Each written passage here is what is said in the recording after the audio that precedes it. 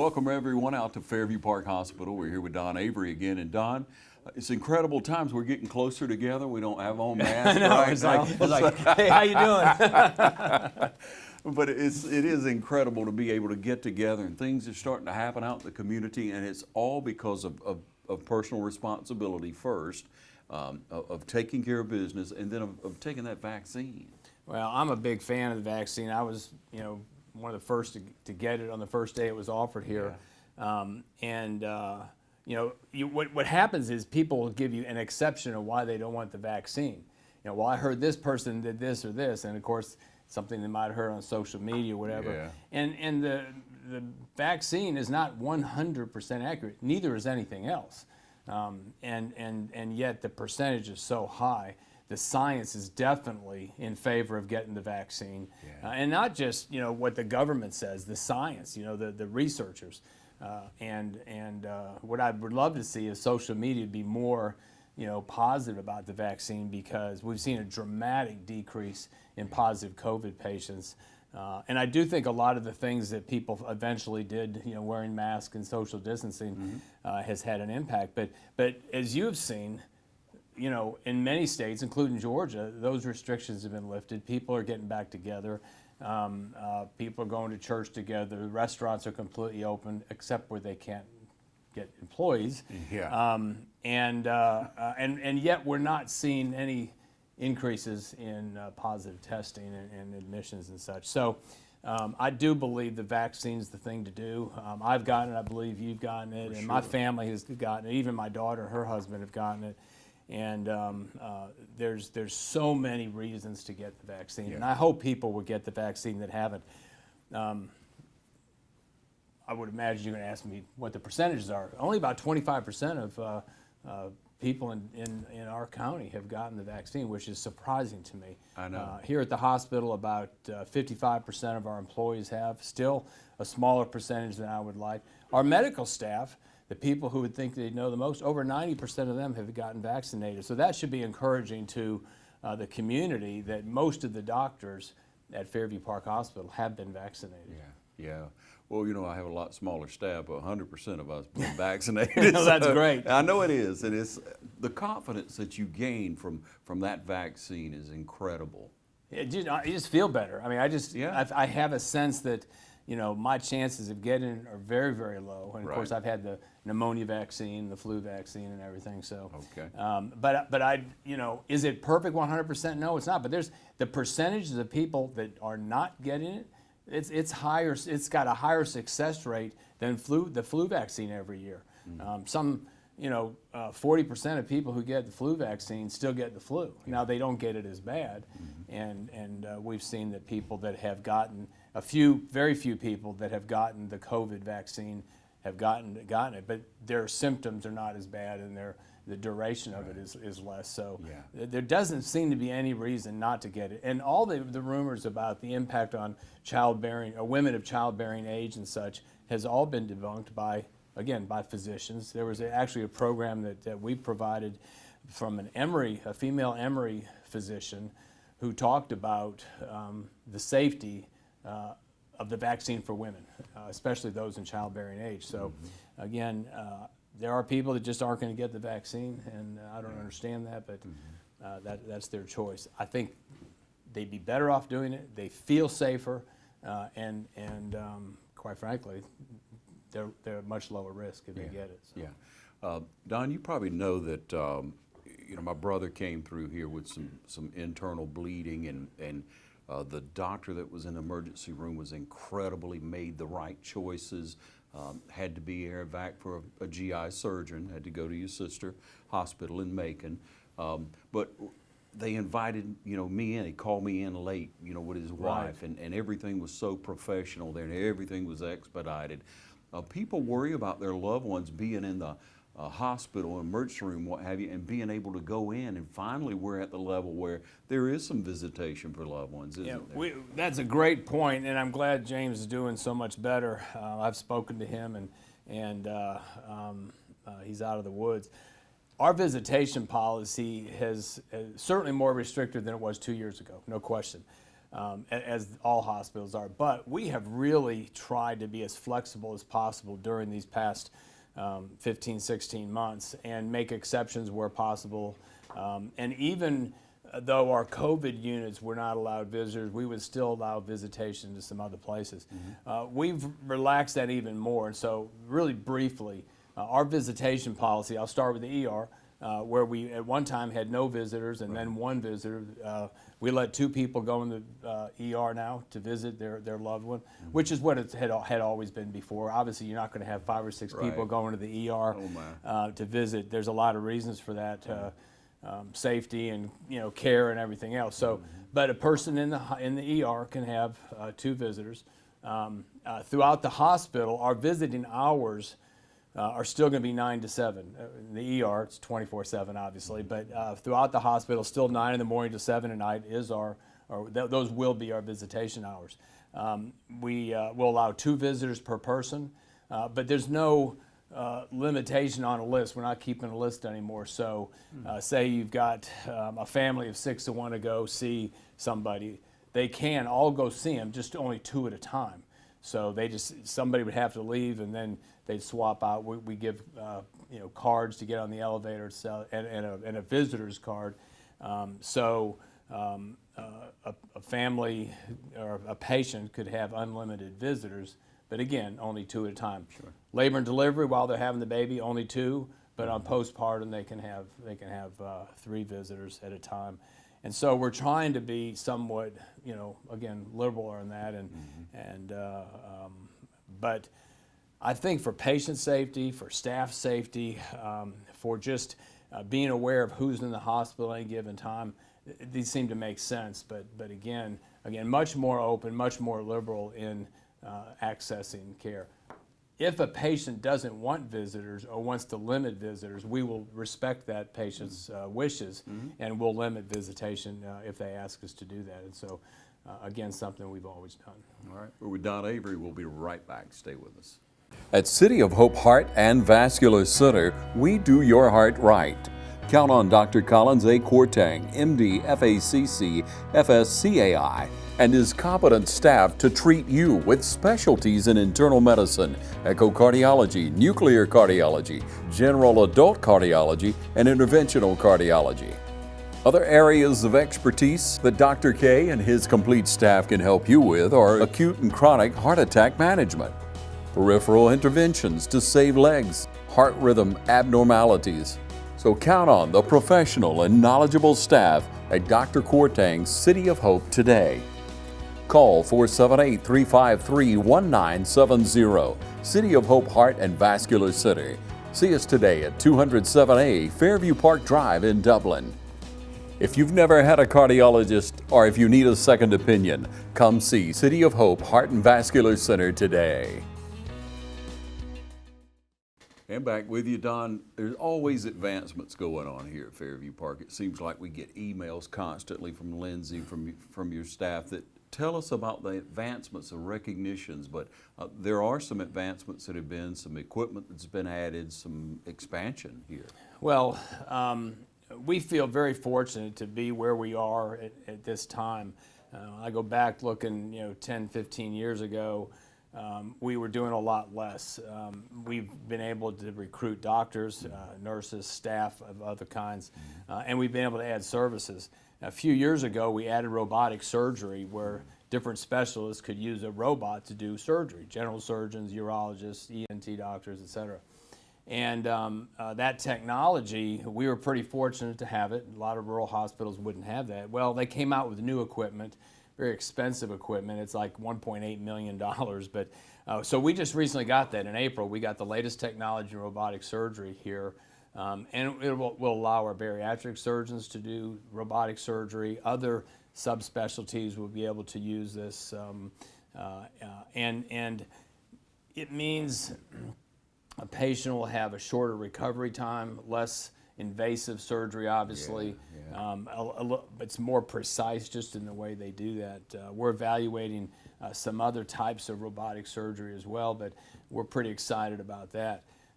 We anticipate later this year or early next year a complete renovation of our operating room and the areas around it, the waiting area, the pre-op room and such. We're going to expand our OR. And so there will be some expansion and some renovation in that space, and much needed. We have seen dramatic growth in surgery here. In the past 3 or 4 years, we've had more than 20% growth in surgery. That would be big growth for a big city. And we're in rural Georgia where, as you know, the population in Dublin and Lawrence County has not grown and isn't anticipated to grow. But what it means is Fairview Park is increasingly a regional referral hospital for rural Georgia. You know, as I've told you before, we're the biggest hospital between Savannah and Macon, and increasingly people are choosing to come here.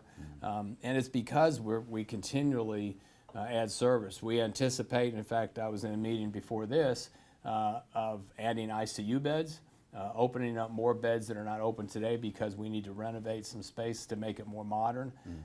And then some you know, I guess just some facelift renovation as well here. So we're excited about where we're going in the future, and there's a lot of little details, but you know, we are doing pediatric oral surgery now. We didn't used to do. We did in April the first ever shoulder replacement, orthopedic shoulder replacement surgery ever at Fairview, where a new orthopedic surgeon we have is able to do some pretty advanced shoulder work. And actually, you hear of hip replacements and knee replacements. Yeah. Well, we now have the capability of doing shoulder replacements here. So things that we never thought we'd do here at Fairview, we're pretty excited about. Yeah, it's moving real fast, but you It's stay moving on real that. fast. You stay on that cutting edge. I mean, you have to, and when you lead with improvements and advancements, and you talk about the operating room, I mean, how much confidence would that give people? To me, to hear that, you know, that's a priority for you. That's where you're headed, because whether it's elective or necessary surgery, that operating room needs to be growing. It needs to be a focal point for you. It does, and people don't want to go out of town for services that are available here, and there's very few things that we don't offer today here in Dublin at Fairview Park that somebody would have to go out of town for. We recognize that happens sometimes, but you know, we have an active heart program, we have a pediatric surgery program, we have ENT physicians, urologists. I mean, I'm probably leaving specialists out, obviously pediatrics and primary care and such. You know, but most rural hospitals aren't in a situation like we are, where we're growing in most areas. We keep hitting new highs in admissions. Our ER is busy. And again, it's because of the staff we have here. It's because of the doctors that are part of our hospital. And the community has really embraced Fairview Park. Not just Dublin, Lawrence County, but you know, the 8, 10, 12 counties around us increasingly are coming here. And we're excited about that. We're excited about, you know, the new relationship we have with Vidalia and what's going to happen there. Yeah, so it's been a long time coming. It has been a long time coming, and there's some of those groups that used to be a part of Vidalia are now part of our hospital. Some of those physicians are employed by us now, and it's really going to open up things. And the other thing I didn't mention, in that purchase of Vidalia, of Meadows Hospital, we picked up a GI surgery center here in town that now is part of Fairview, right across the street from the hospital, and so that's our staff now. And so it'll be integrated into our hospital and using our systems and everything. So we think that's also going to be an enhancement of services here in Dublin. Well, a couple of months ago, I guess, we spoke about Dr. Vega's passing, and then that transition of what would happen for all those patients there. What's happened? Well, that practice is now owned by HCA or Fairview Park. It's I guess it's in our building anyway, but now that all the employees are part of our family. The nurse practitioners that were there before us there, the whole staff is still there, so the practice is still, I mean, the only difference, which is the big one, is Dr. Vega, but Dr. Malhotra and Dr. Callie and Dr. Rao are the doctors that are overseeing that practice, and we're almost done finalizing a partnership with them as well. And we've still got obviously other cardiologists that practice here, but they're committed to keeping cardiology here in Dublin, keeping cardiology here at Fairview Park. And we've actually seen an increase in much of our cardiology services here And that has finally stabilized since Dr. Vega's passing. Yeah, and you always had that relationship, an incredible relationship with Dr. Vega at the hospital. Oh, yeah. But it speaks volumes that you would keep that staff, that competent staff, and those patients were so familiar with those professionals. Well, if you can minimize the changes during a crisis, I think you keep things stable, you keep confidence high.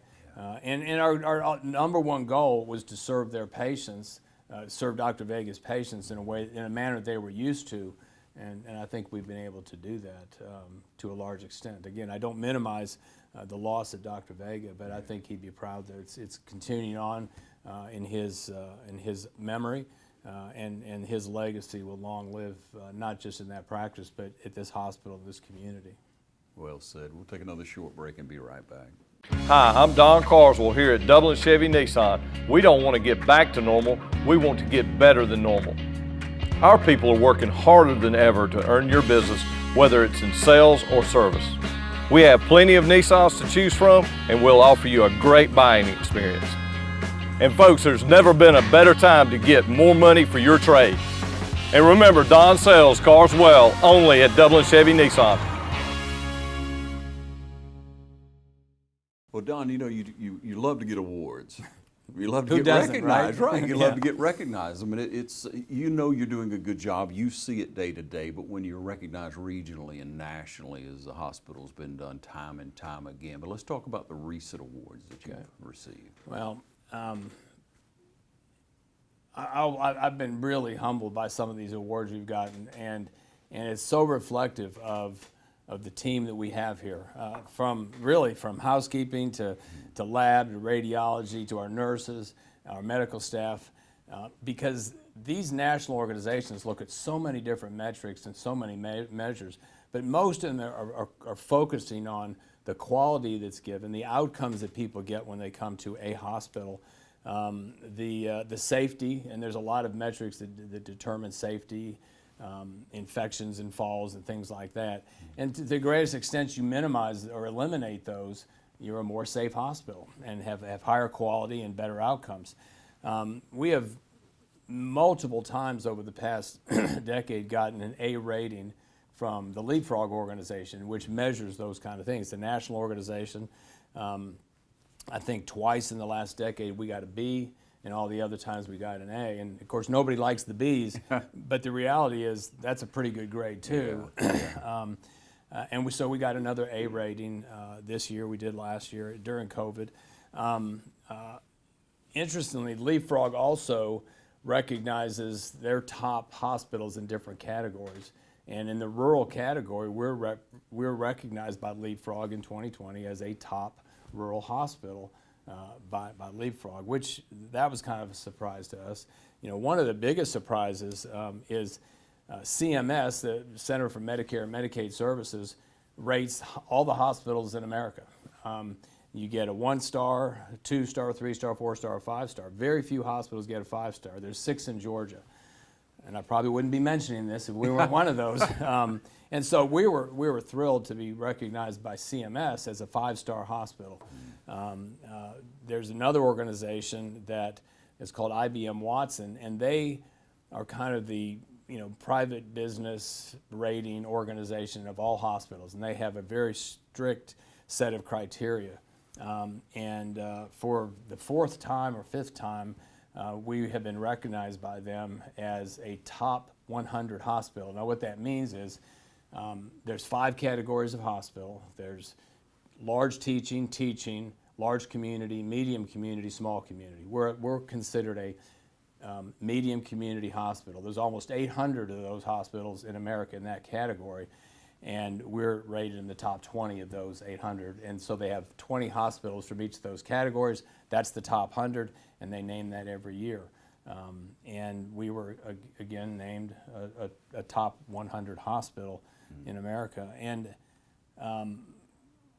probably that means more to us because we understand the criteria. But it ought to mean a lot to the community that a rural hospital in Dublin, Georgia, has been not just recognized by one organization, but several organizations for excellence. And I'm real proud of the team that we have here and the work that they do every day. Yeah, I trust we all are. Our hospital is receiving awards like this from national, regional companies that measure your efficiency, how you care for patients. So it's just incredible. Congratulations on all thank that. you. So Don, when we come to this time of year, we're coming up on Father's Day, and I think of fathers in our community, fathers of our town leaders, and you're one of those. Since you've been here, you've plugged into not only a church, but civic, the community at large. When you're out, you're encouraging to people. You're so encouraging not only to the people here at the hospital, but you're definitely a father figure for our community, a leader, someone who is a voice of reason. As you approach Father's Day, would you share with us maybe a little bit personally about what your life as a father's been like? And Well, that's very kind of you to say that. Caught me a little off guard on that. I'm very proud of this hospital, this community, the role we play, and I guess in a sense, if we consider the Fairview family, I would probably be considered the father of the Fairview family, in a good way, not in the Godfather sort of way. Somebody has asked me before, what's your best accomplishment? What is it you're most proud of? And quite frankly, it's being the father to Amelia and Meredith, my two daughters. I love being a granddad, and everybody talks how great it is to be a grandfather, but being a father means a great deal to me. I had a good relationship with my father, and I love being a father. I get to see my daughter tomorrow, and my granddaughter's having a birthday this week. But being a father is, to me, investing in the next generation. It's about family time. As my kids have grown, I've always tried to spend time with them. Whether it's getting up with them at night, and I can swear this is true, I'd get up with them at night, and I think that my daughters never sang very well because I'd always sing to them at night, and that's what they'd hear.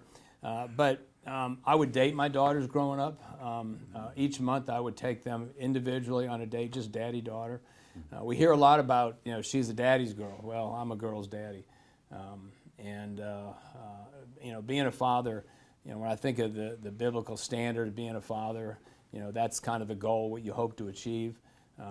But I love being a dad. I love being a husband. I love, that. But Father's Day means a lot to me. Probably the Father's Day that I remember the most was the Father's Day after Meredith passed away.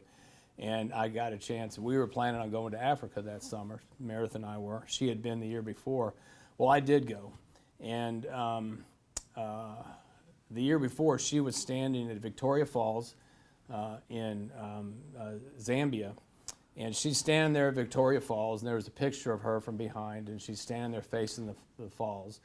And that picture's in my office. Well, on Father's Day, that next year, and it was 6 months after she died to the day, and I stood in the same place she did and had the same picture, and that picture's also in my office. And so when I think about a special Father's Day, and I was thinking about Amelia that day too, who is, married and has 2 kids, but being a dad is the greatest thing. Somebody asked somebody, what title do you want to go by?